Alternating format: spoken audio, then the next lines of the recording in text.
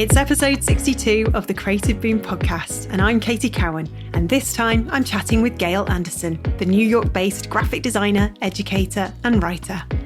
Today, she's also partner with Joe Newton at Anderson Newton Designs, and prior to co-founding her own studio, she was creative director at Spot Co, and before that, she was senior art director at Rolling Stone magazine. Gail's won numerous awards for her work over the years, some of which is in the permanent collections of the Cooper Hewitt National Design Museum and the Library of Congress. She's co-author with Stephen Heller of various design books, including the recent Type Speaks, and she also works at the School of Visual Arts in New York, where she enjoys teaching the next generation of designers. Earlier this month, I chatted with Gail between lectures about what she's been up to lately. We hear more about her family, her childhood, and how the pandemic made her realise a few harsh truths. We learn of pumpkins and bears, and the real joy of having a place to call home. This is a warm and inspiring conversation with one of the biggest yet most humble names in graphic design today. Before we dive in, a word about our sponsor. Creative Boom Season 3 is made possible by Capture One. Based in Copenhagen, Denmark, Capture One constantly innovates to create world-class tools for editing, organising and working with photos. Use code CreativeBoom for 10% off or sign up for a 30-day free trial. Now for my chat with Gail. Well, thanks for being with us today, Gail. I mean, it's so lovely to meet you. It's lovely to meet you as well. How's your morning going? Well, I guess it's going okay. Yeah. I love that you're saying it's morning, since I know it's not morning for you. But yes, I've got 5 more minutes of morning, so thank you for asking. It's just wonderful. So Fab. Well, I'm having a lovely day as well because I'm speaking to you.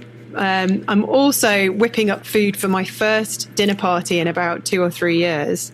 You know, I have never had a dinner party in my whole life. Yep. I have never had the nerve to say, I'm cooking and you're coming over. You know? I can't believe that. I know. Isn't that sad?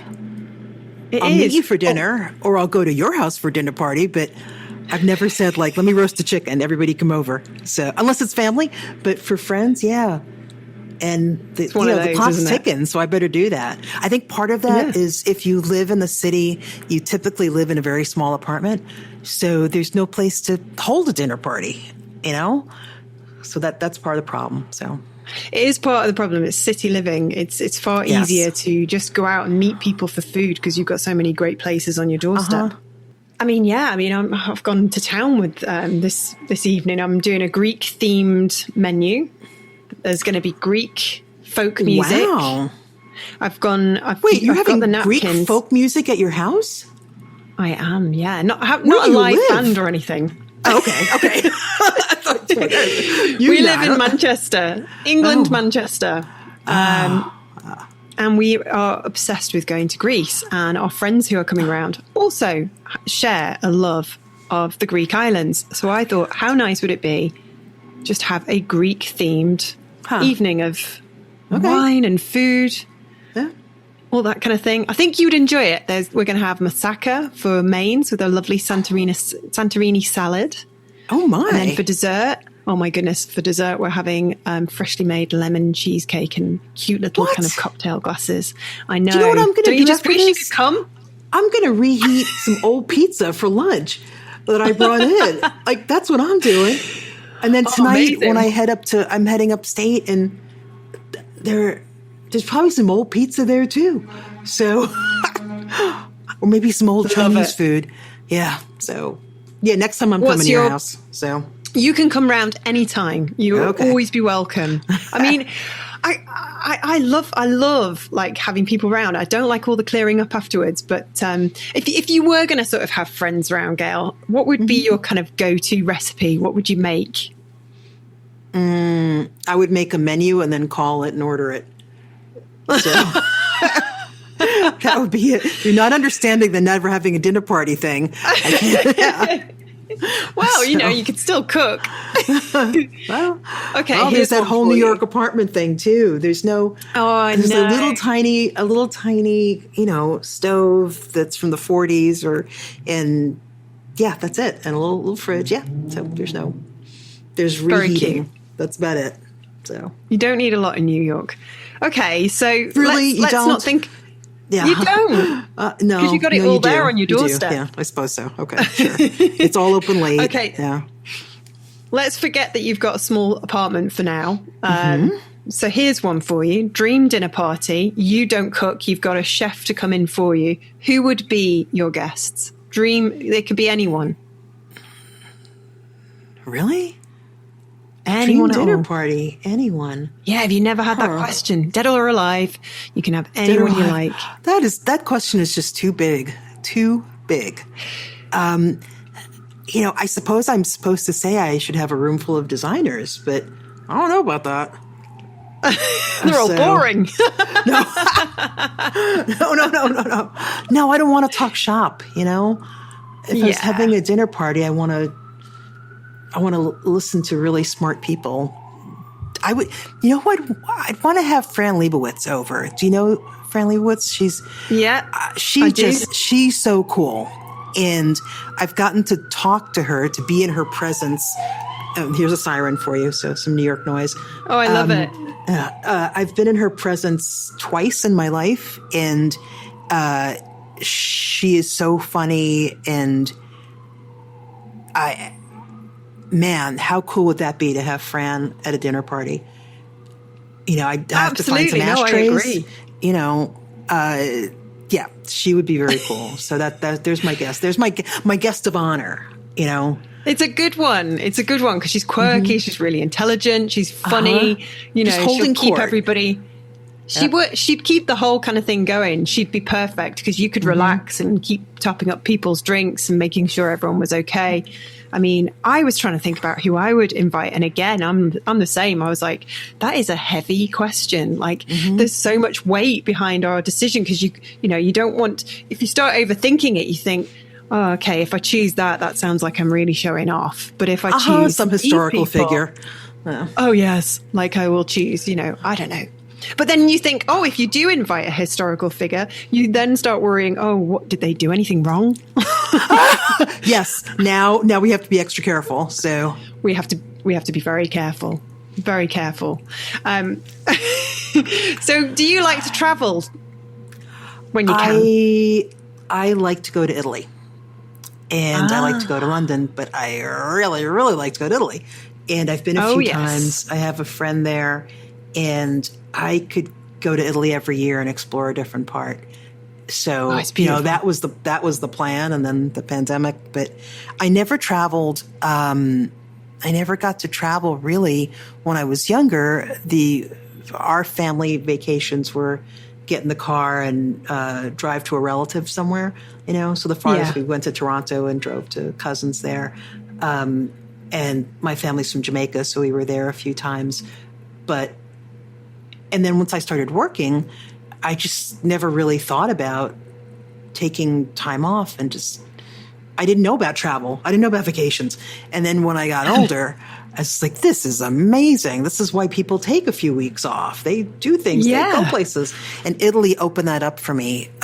Before that, I'd travel for work, and then I'd squeeze in an extra couple of days here and there. And I would think that was a vacation, that was travel.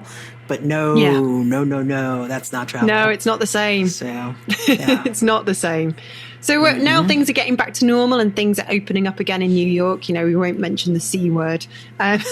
Where are you planning to visit next? Italy. Italy. Love it. Yeah. It is beautiful. You should go and try Croatia as well. I think you'd love Croatia. My sister and her husband are going to do that. Yeah. I'd like to go to Barcelona. Yes. So I'd like to see the Gaudi sculptures and all the Gaudi stuff. Beautiful. So I need to do that. I'm getting older, so I need to do all of this while I'm upwardly mobile, or to do it on my own and get around. So, so I want to see all the Gaudi stuff in person. And Italy. So And Greece. Now that I've kind of Greece. told you about my... Oh, well, yeah. The food. So once you get your house there, then I'll come visit. Oh, I have got a place. In Greece? I have indeed. Oh, well, now aren't we best friends? My new best friend. Oh, no. I mean, I wish it was my place. It's my mother-in-law's, and she has a beautiful place just right overlooking the sea. And it's got this gorgeous pool that's on the cliffside, and it just looks out onto this beautiful bay called Suda Bay. It's stunning, honestly. So, yeah, we'll talk. We'll exchange numbers. We'll put you in touch with my lovely mother-in-law and get you over here because it's lovely. So how are you finding the changing season? Do you like this time of year in New York? Yeah, I'm okay. I like this time of year in upstate New York because it's really pretty and you see the foliage and it's like a postcard, you know. The city seems the same to me. The city is a little more colorful here and there, but and the light is different, so that's really nice. And I like sweater weather, but upstate is just, oh my goodness, it's just gorgeous to see the mountains, to see the leaves. Yep, who knew? Just Another like getting out in nature. Yeah, getting out in nature. This I spent the last year and a half up in Woodstock when school was all remote, and for the first time, I got to experience, you know, all the seasons up there, and to see the fall is just like, oh my goodness, I can't believe I'm seeing this. Like, just like I start taking pictures of it. Like, what am I doing with all these pictures? But just like, wow, this is why people take pictures because this is amazing. So.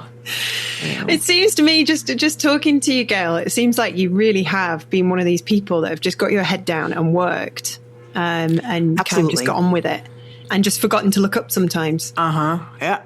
And we all do that. It's only now. And even then, just kind of looking up a little bit, but trying to force myself to do it more because it's really easy not to. It's really easy to get kind of trapped in the middle of what you're doing and this has to happen right now and I've got to put everything down and stop to work on whatever the project or problem is. And,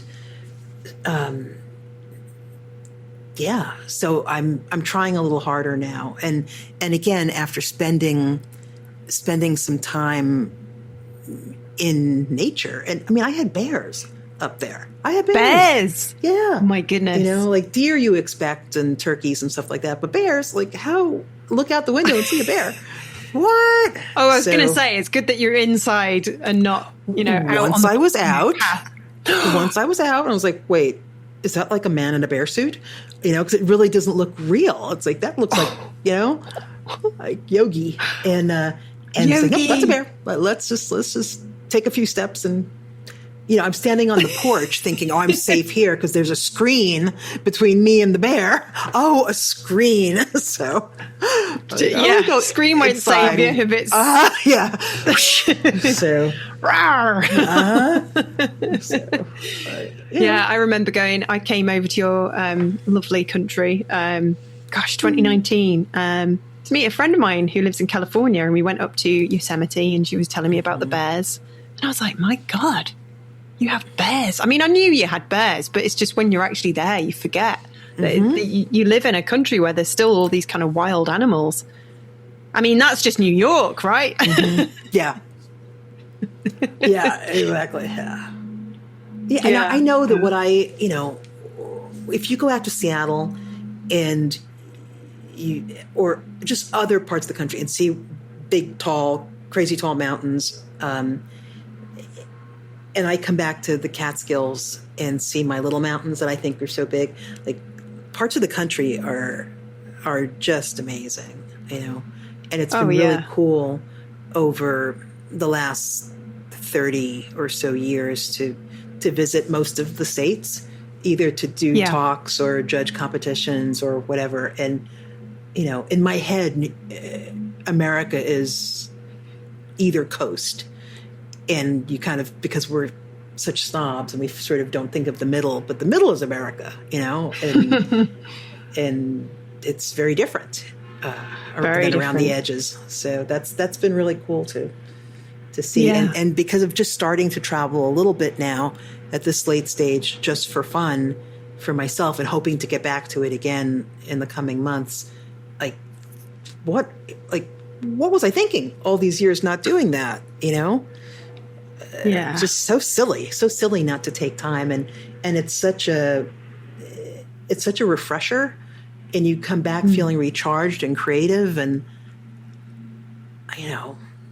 So you think that obviously you didn't wish a pandemic on anyone, but you kind of found that actually the time to slow down was probably a good wake-up call. I mean, I was just as busy from meeting to meeting to meeting, typically 35 meetings a week, right through the summer too. And but it was different to do it sitting on the couch or sitting someplace comfortable or sitting on the porch upstate. It even though it was still work and it was really stressful, there's something to be said for being at home or not being in an office, not being in a tiny apartment, all of that stuff. I'm really lucky to have the option of being upstate, so I get it. But that was, I hadn't seen all the seasons change in that dramatic a way since I was a kid. And even then, since I grew up here, it was all the same anyway. But yeah, so I feel like, I need to sort of rebalance things a little bit now. So let's see if that happens. Get back to me in a year and I'll let you know if I'm don't nose to the grindstone. Yeah. Absolutely. Well, we're all human, aren't we? We're all susceptible to forgetting these big lessons, and tend to sort of, I'm finding myself going back to my 12-hour days again. And I'm like, Katie, will you just take a moment, get outside. Exactly. The sun is shining. The sun is shining. Yeah. Yeah. I'm in being back in the office here, which is a lovely office, all that. I'm trying to, shut it down at the end of the day and not say, well, let me stay an extra hour and work on this. Let me go home, and tonight, let me go back upstate.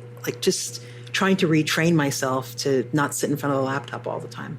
So definitely, which is always, tough. So you mentioned the Bronx. You grew up, you were born and raised there.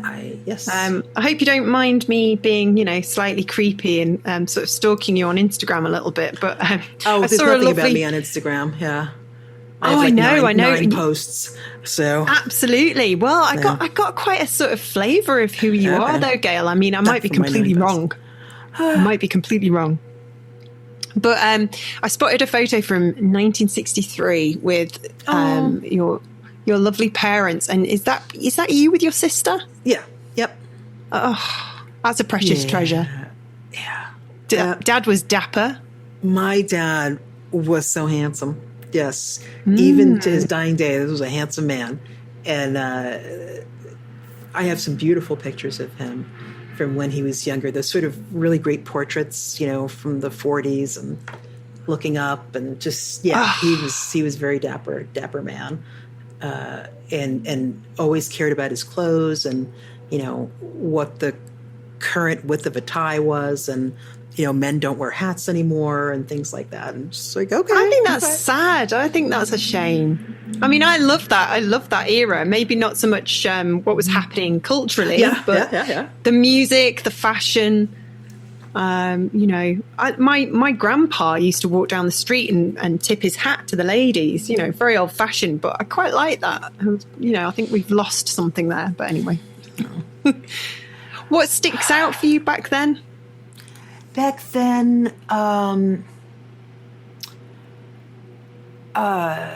being able to walk down the block and hang out with my friends, being able to ride my bike and all those things. You come home when it gets dark out, when the lights go on, it's time to go home, that kind of stuff. It was all true. So, and you kind of went out and nobody was keeping track, and you came home at the end of the day, and no cell phone to check in, and there was pretty special. Yeah, and even I think of Halloween, and certainly when I was younger, of people, you just went to people's doors and got candy, and you ate it. And I don't know, you got the big candy, not the little fun size. You got the real big Hershey bar. They looked after us. Yeah. And maybe the one thing was like, yeah, don't eat it if it's unwrapped, because there are going to be razors in the apples. That was the thing. There are going to be razors in apples. But other than that, you're just like, I'm literally getting candy from strangers. And I'm just like, and we would go back and get another bag, and go out for a second. And then we would eat all that candy. Like, what? I don't even know how Halloween works anymore. If in my neighborhood in the West Village, there are stores that put up signs like it's okay to come in here and bring your kid here. Wow. It's so yeah. In apartment buildings, there's usually a list of what apartments are giving out candy, and you don't just go to people's houses and ring a doorbell anymore. I don't think, at least not maybe out in the boonies somewhere, but not any place I'm familiar with.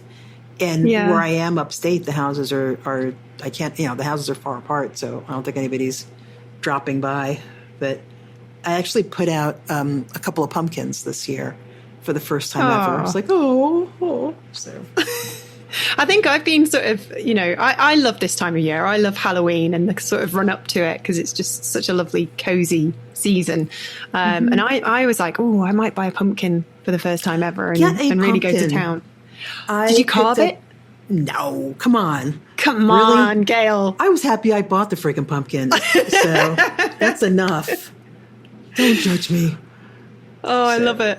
I had a couple little pumpkins on the steps, and I thought, is somebody like going to come and eat it, or like some animal's going to take them away or something? But they're still there. And the bears haven't taken them. Bears, I actually wondered, will the bear like swipe it and roll it down the hill? But maybe bears don't like pumpkins, so. Maybe not. Maybe they're it's not their kind of chosen vegetable. Yeah, really. But it made me feel like I live here. This is my home. This is my pumpkin. So, yeah. Oh, it's lovely.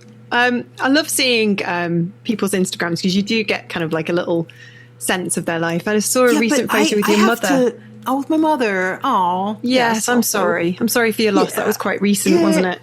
Yeah. Both within a few years. Both in their 90s. So it's not like they were taken too soon. They were in their 90s. Good. Yep. As we say in Britain. Say it again? Good innings. They had a good innings. Huh. I think it's to do with cricket. Huh. It meant that they had a really nice long game. My mother had a really nice long game, but she had dementia at the end. And she wasn't the old lady who was sort of, I don't know, sweet or kooky or any of that. My mother got mean at the end. And so I didn't have that experience of like, that sweet, kooky old lady. It was like when we would visit the facility where my mother was, we were just always apologizing to the aides. Just like, she wasn't like this before. I'm so sorry. She pulled somebody's weave out, And it's like, you can't pull people's weaves out. You can't do that. And she's just like, all this like stream of curses. So I don't know when I saw how my mother sort of turned in the last couple of years, like I know that any evil that's in me, I better get it out of my system now. Anything, I just like, Lord, don't let me get the evil at the end. Don't let me be pulling weeds. Come to Greece. Yeah. Come to Greece, smash some plates. There you go. Yep. Get it out of my system so that when I'm in that state, I'll be like, oh dear, what's your name? And yeah, oof. Jokes aside, that must have been tough, but it was horrible. No, I have to kid because it's like, oh my God, it was just so awful. Yeah. Those were not great days. But in that photo, you and your sister are pulling the most hilarious faces. So I feel like you've got a really good sense of humor. I feel like you're a very optimistic person, that you see the sort of bright side to life. And, what's the point in getting down about things? You got to laugh type thing. Yes. I'm kind of very similar. Yeah. Has there always been a lot of laughter in your family? Not especially. No. My dad did not have a sense of humor. My mother would just sort of roll her eyes. He's got no sense of, like you'd make a joke and he was just like, what? Like, she's Lloyd. And so my mother had a very sharp sense of humor. And we thought she was really funny. He just totally humorless. Just didn't get it. Just Didn't everything get it. went over his head. Yep. Times. Didn't even try. Just kind of rolling his eyes because we were all like, ah, ha, ha, ha, ha. Are you close to your sister? I mean, what does she do? Yeah. Oh. I have an older brother who's a retired middle school teacher, and he now goes to Bonaire to dive to clean coral reefs. And that's his thing. And he started a foundation in Delaware, Plastic Free Wilmington, to clean up. And so if you get my brother on a podcast and talk to me about plastic bottles, just don't even, because he'll go on and on and on. And my sister, so my sister, who's a year older, she is a professor at, actually, she's sort of I wouldn't say she's retired. She's retired from the school. She's emeritus. And she's sort of figuring out the next chapter. And is teaching and doing some other stuff. And her son has special needs, and so she's sort of figuring out how to navigate his future. And so she's sort of taken a little bit of a side trip these couple of years from the full-time teaching to help Nick get started on his life. And he's amazing. 24.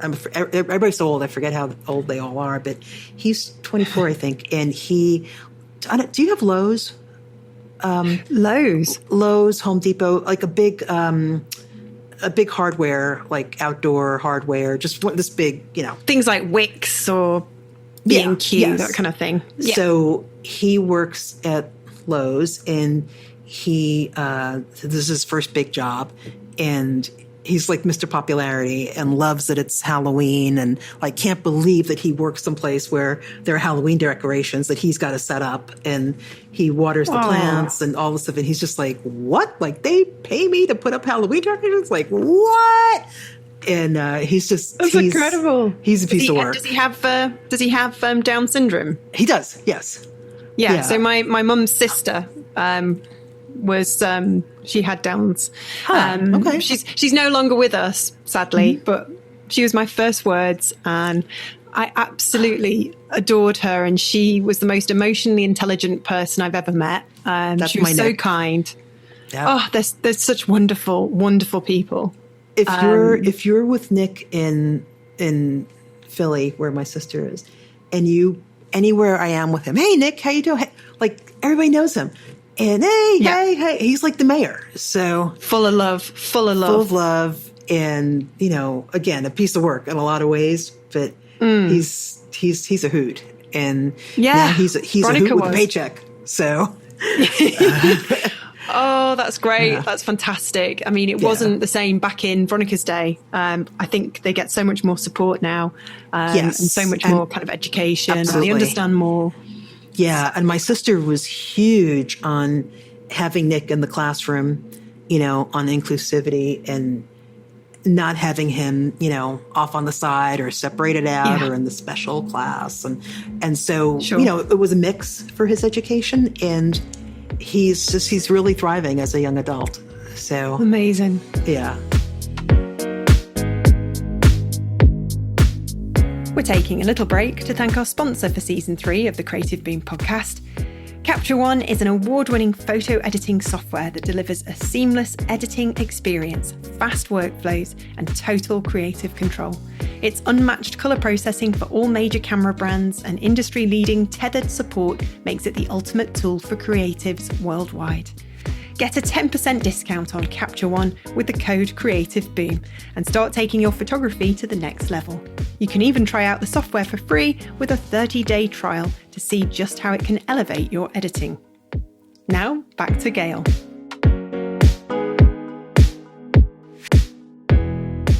You all teach in some capacity then? You've been teaching your whole career, haven't you? I've been teaching, 30 years. Done various different 30 things. years this year. 30 years. Shh. Don't say it out loud. No one will know. I know, right? Yep. Do you love it though? I do. It's changed so much over the years. And now, of course, everything's like up in the air this year sort of figuring out, as you know, the new normal, I say with quotes, the like new everyone normal. else, the new normal.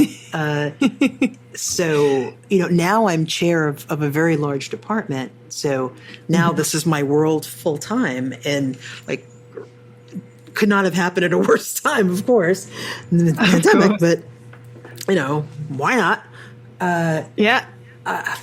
It's so great being around young people, and even though it's a little quiet here right now, it feels like not everyone's back. We've still got some people remote. It's sort of coming back to life, and we're all figuring out how to be with each other again, how to be around each other. Oh, it's weird, isn't it? It's weird.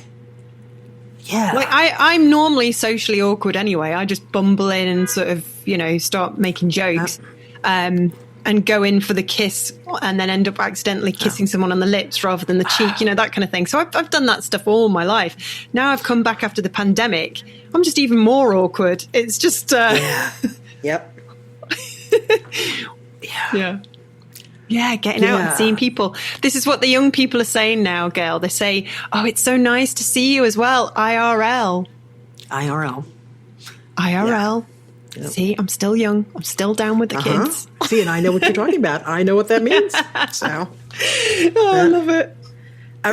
Yesterday or Tuesday when I was teaching, I was asking the sophomore class about clothing. We were talking about Supreme, and it came up, well, what's cool now? And they were just putting stuff in the chat about what's cool. And there were one that I read, I said, oh, ASAP Rocky. And everybody rolled their eyes. It's like, it's ASAP Rocky. It's not ASAP. And it's just like, oh my God, I'm so old. My goodness. Like I said it wrong out loud. And everybody's eyes rolled back in their heads. And they laughed at me. What are they like? This is what I'm getting as well. I say the wrong things, or, I don't know what the latest cool words are. I feel like I'm out of touch, and, I only graduated 20 odd years ago, and I'm thinking, oh my God, I'm so old. Because when we went to university, the internet was just a new thing. I mean, for somebody that's worked... when I went to school...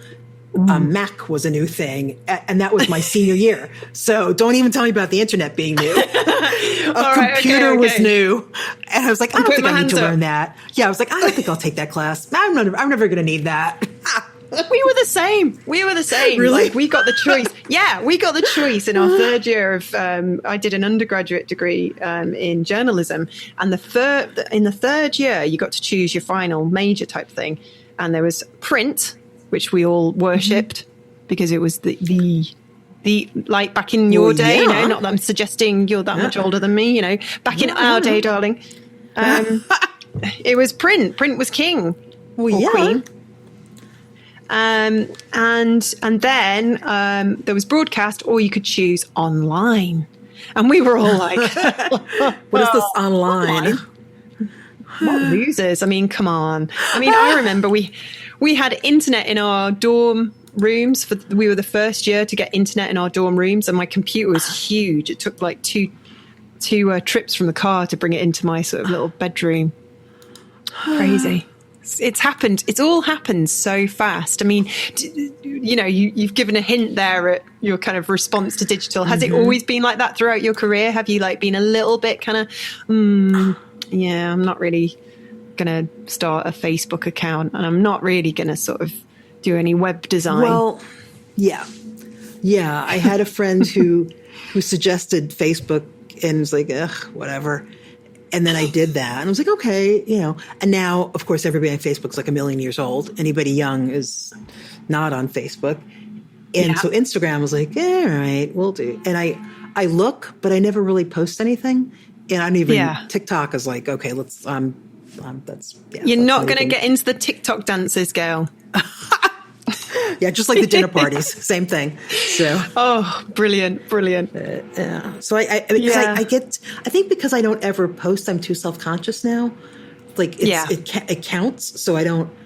And if I just kept doing it like everyone else, I wouldn't think about it. And I there's some little piece of me that's like, no one's gonna like it, and I'm going to be looking to see how many people like it. And it's like, I'm already too many issues already without worrying about Instagram likes. So I know. I think it went down for like 6 hours the other week. And yeah. And everybody was like, oh, do we really miss it? It's nicer to be in IRL, isn't it? In IRL, yes. Exactly. Go and look at the leaves. At the same time, though, there are people from grammar school who I haven't, had any contact with since 1976 who I'm like, hey, how you doing? That's been really nice in some ways that people from a million years ago pop up and like, look at them. Like, wait a minute, you have grandchildren? What? So, so that's nice to just sort of casually, see high school or grammar school people. It's like, okay, this is enough. Just a little how you doing every now and then. See who's aged the worst. See who's Yep. Yeah. And the high school folks, my high school people love to get together. And there's always pictures of everybody together every year at someone's house. I'm like, I don't think I can do that. And it's like, are they having dinner parties? I'm surprised you're even friends. They're having barbecues. On the lake. Yep. Oh. And you're the cool one that ended up, staying in New York.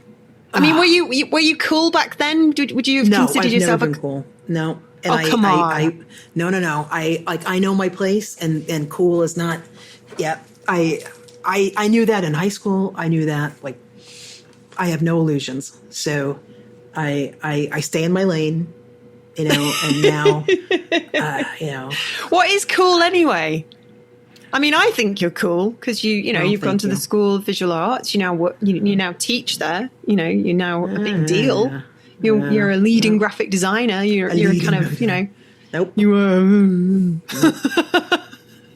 How nice is this? I am the person that they're rolling their eyes at. So. Oh, come on. I know my place. Oh. Well, I don't believe that for a second. I mean, did you face any challenges getting into the industry back then when you were sort of young and sort of just not really sure of where you were going to sort of go next? Yeah, I was really lucky. I've been really lucky to have great mentors and people who put up with a very tough learning curve with me. I've had people around who are still in my life who have been so supportive. And I think that that's what really pushed me to teach, is because I had those people who hired me and taught me and were patient.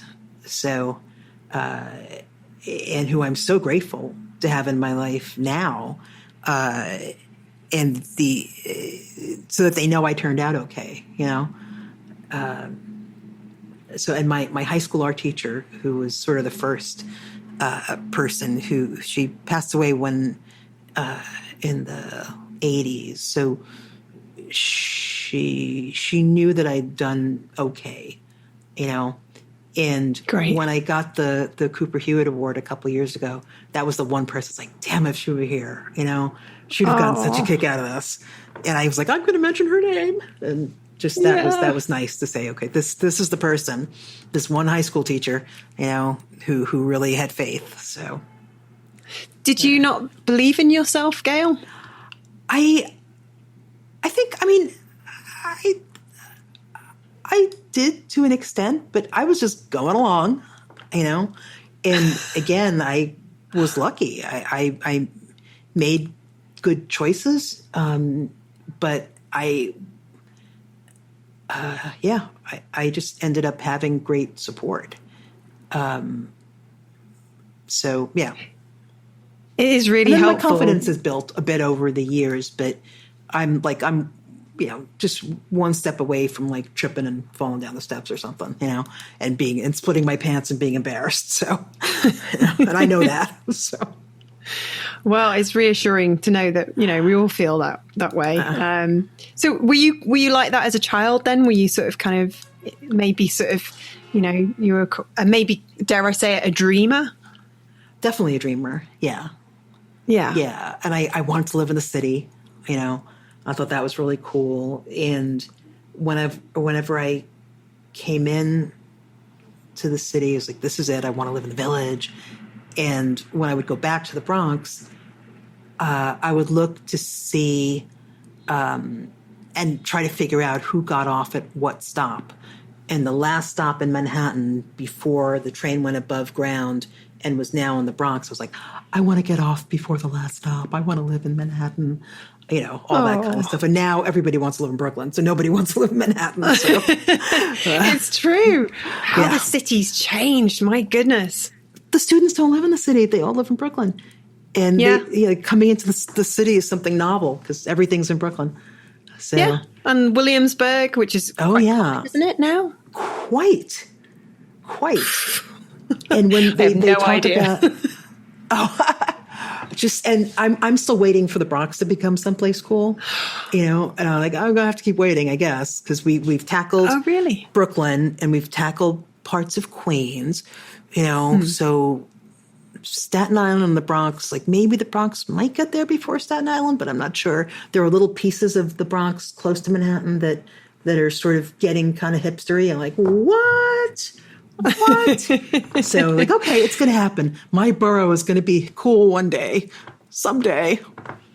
Or maybe it just becomes just like a secret, Yeah, it's like, it's the terrible thing, isn't it? When somewhere gets popular, yes, it might sort of have additional things that might make it cooler, depending on what you define as cool, I suppose. But then there's the chance that it gets ruined and spoiled and goes too far the other way. But we think the Bronx is cool over in England because we sort of grew up with hip hop and music and from all that kind of part of the world, and we all, as little boring little British kids, we always thought it sounded so mystical and magical. Okay, mystical. Yeah, okay, whatever you say.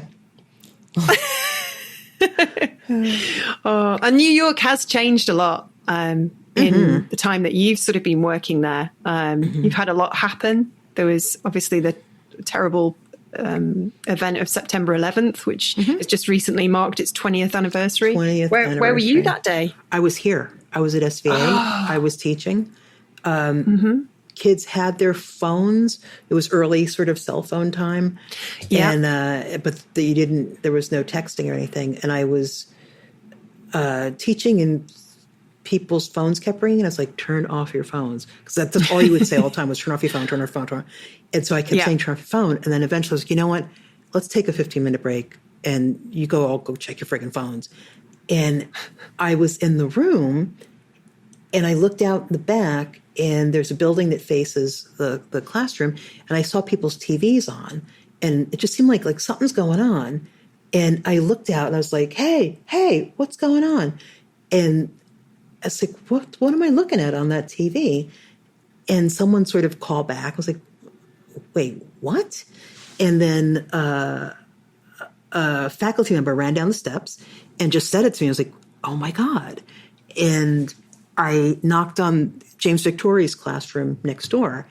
And I was like, and he just kept waving and smiling. I was like, no, come here.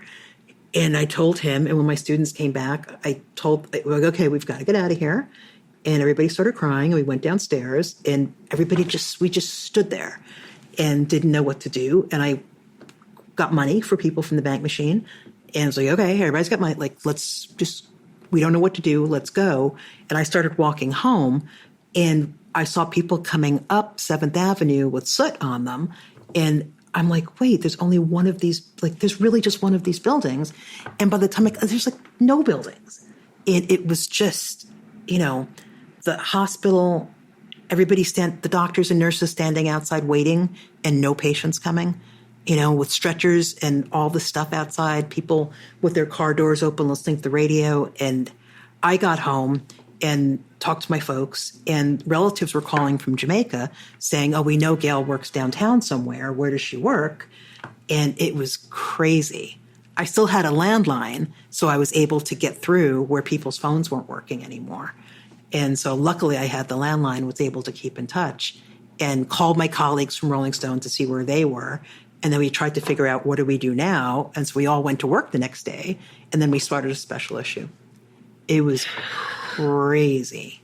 I mean, and you to cannot look up and see nothing in this landscape that you knew, like, I know where I am based on those two buildings.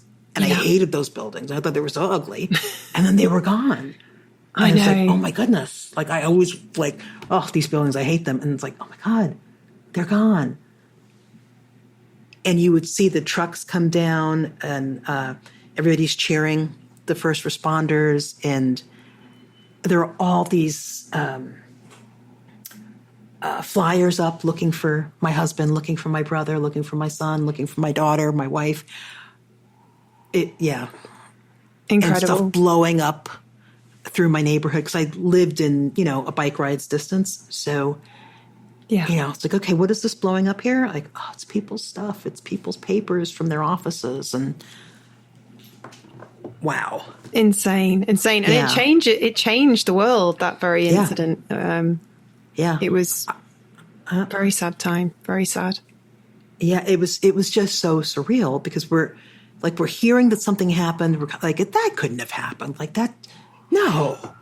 And then looking and seeing, like, there's no building there. Just, there was a building a minute ago, and now there's just, so. And that's 20 years ago. 20 years. I know. Yeah. I couldn't believe it. We were in New York, actually, on the 10th anniversary. Unwittingly, I think we had, rather guiltily booked a flight, our first ever trip to New York, my husband and I, because traditionally on September 11th, any planes to New York, any flights, they end up being cheaper for obvious reasons. So we got a cheap flight to New York, had a lovely sort of city break during, the Labor Day weekend, and didn't even realize it was the 10th anniversary. And just, I think when you've been to New York and you've started to make lots of friends there, and because I've been back since on business trips and such, like, very lucky, you kind of like realize that anybody who lives in New York, that is very much part of the fabric now, I think.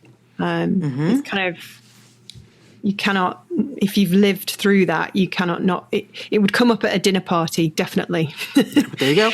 We circle back to the dinner party, don't we? We circle back, yes. I've got the dinner party on mind. There's the lovely smells of moussaka coming through the house. Yes, very welcome. I know, it's beautiful. I am reheating pizza. Old 2-day-old pizza. Just pizza. Cheese. Just, I'm a purist. Just cheese. Yeah. Not fussy. Yeah. Okay. No, all right. no. I love that we've just spent the whole time just talking about, like, life rather than graphic design. Thank you. I hope we haven't disappointed anyone. No, yeah, really. Yeah, nobody wants to hear about it. Yeah. Well, I just find it so much. Obviously, work is work and it's fun, but it's just nice to get to know the person and figure out, what's driven you all these years. I mean, you have, like, kind of worked at some amazing places. You're now a partner at Anderson Newton Design, which you run with Joe Newton. Mm-hmm. How's that going there? How are you enjoying that? We've been doing that for years. That's our little sort of side hustle. And lovely. And so we work together on stuff, sitting side by side sometimes, or sitting together on Zoom. We just enjoy each other. And so projects come along and it's like, let's do this together. Let's do this. This is fun. So that's been nice. And the stuff I do with the Postal Service. And I've got a lot of irons in the fire. It's nice. You've kind of done this here and there, and now you're sort of running your own kind of, as you call it, side hustle. You kind of, dare I say it, got to that stage where you can just do things you really enjoy. Yeah, I'm hoping. Yep. As long as the bear and the mountain and the pumpkin, then it's all good. Well, you've got to carve those pumpkins. I mean, I'm expecting an update on Instagram, Gail. Yeah, really. Oh, that'll be my post. Yes, I'll carve a pumpkin. So, but you have to do nasty kind of inside the pumpkin. Oh, well, you just all scoop stringy it out. And smells funny. You've got to do some kind of typographic masterpiece. Can I just buy one like that? Can I? Aren't there pre-carved pumpkins? So, are you bothered about leaving a legacy? I mean, it's too early to ask you this question. I mean, I'm pretty sure you're not the person something? who's ever going to retire, right? Was something happening to me? No. No, I don't know anything. I am trying to downsize and give some stuff away. So my legacy right now is like a pile of junk and stuff that nieces and nephews apparently don't want. And I think, don't you want this collection of Fiesta ware? Don't you want 600 salt and pepper shakers? They're like, no, Gail, no. So, so young people don't want stuff, I'm learning. And so I offer stuff to students. I offer stuff. Yeah. So I don't want my legacy to be like, she left us all these piles of boxes. So, but we'll work on it beyond that. I hope there's still time.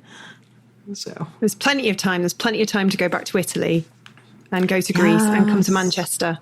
And if you're ever over in Manchester and you fancy a little exciting danger, risking your life with some home-cooked Greek food, I mean, you're always welcome. I'll be there.